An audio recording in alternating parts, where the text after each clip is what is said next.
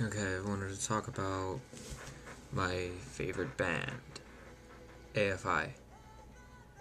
Um, the first album I got by AFI was Sing the Sorrow, the same year it came out in 2003.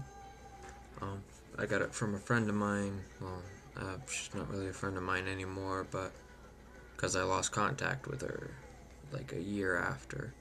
But her name was Nicole, and I met her at a pool club, like a cabana club, back like um, what's it called? It's by Coney Island, but I got it as a birthday gift for my 15th birthday from her, and that's my favorite album is Sing the Sorrow. It's here. Um, the first track, I remember the first time I listened to it, it's called Miseria Canter, The Beginning. And basically, the first time I heard it, it reminded me of the game for PC called Diablo 2. Just the intro music to it is just very beautiful. I don't know, the entire, to me, the entire album is just very well set out. You've got the best intro song to an album I've ever heard. It just works so well for the very beginning. It's instrumental for like the first minute, and then after that there's a very, very good chorus, not too many lyrics, just a good chorus you can follow, and it just leads up to the next song, the Leaving Song Part 2, which is a very, very intricate song. It's very nice. They added some Spanish words into there. I don't know Spanish, but it works really well with the song.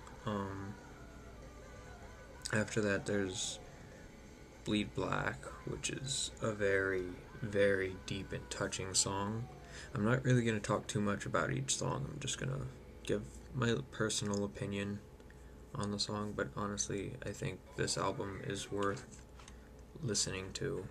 Just everybody should hear this album at least once, in my opinion, just because it's my favorite.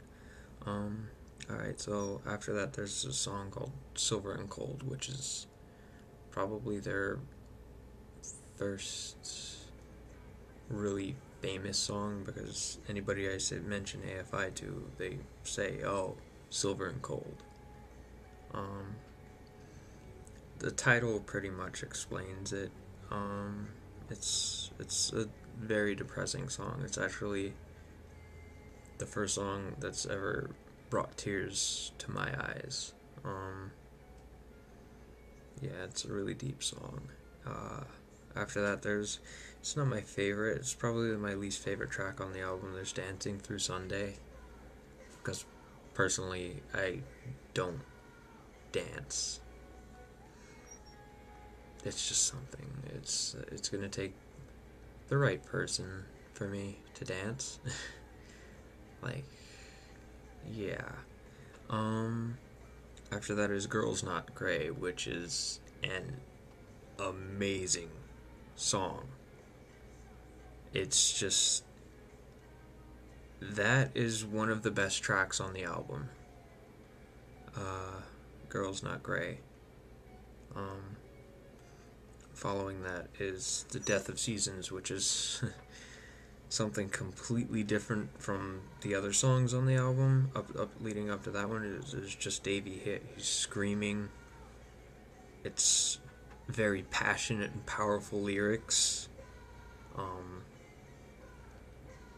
Just AFI, they just have such a unique sound when they come together. Like, all their albums are different. Every single album they've ever done doesn't remotely touch the last one. I don't see any connection even between December Underground and Sing the Sorrow. they're just two completely different spectrums. Um, every album is different from the last. Even, alright, there's um, Answer That and Stay Fashionable, Shut Your Mouth and Open Your Eyes, and Very Proud of You. Those three albums are punk albums, but they all have a different feel to them. Some people may not agree with this, but they have a very different feel to them. Each, personally, that's how I feel. Like the first album is a very jokey kind of angry album. It's like half joking, half angry.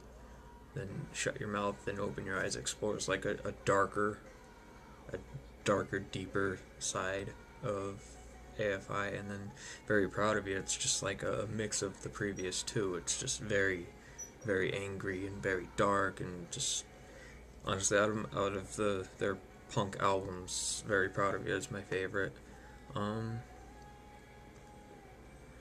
But yeah, so going back to Sing the Sorrow, there's The Great Disappointment after The Death of Seasons. The Great Disappointment is probably my favorite track on the album.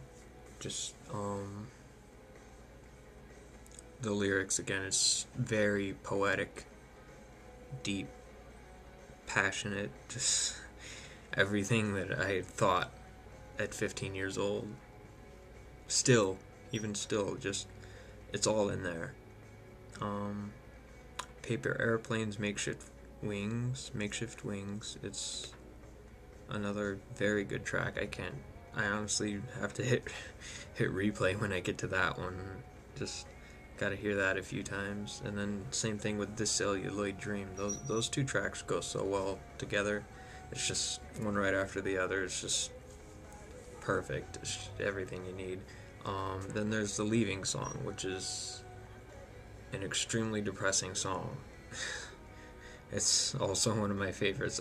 Honestly, it's really hard for me to... I'm trying to like dumb down the bias here, because I love everything on here. On this album, it's just... I think it's just the most perfect piece of work ever put together. But the Leaving song is extremely depressing.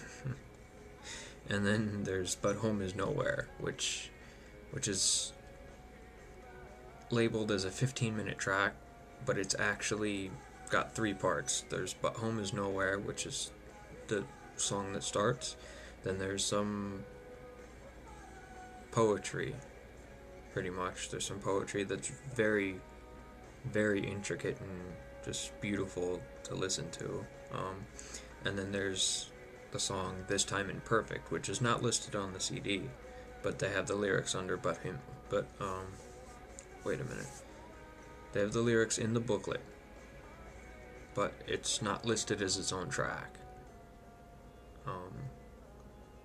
So technically there are 13 tracks on this album, but it says there are 12.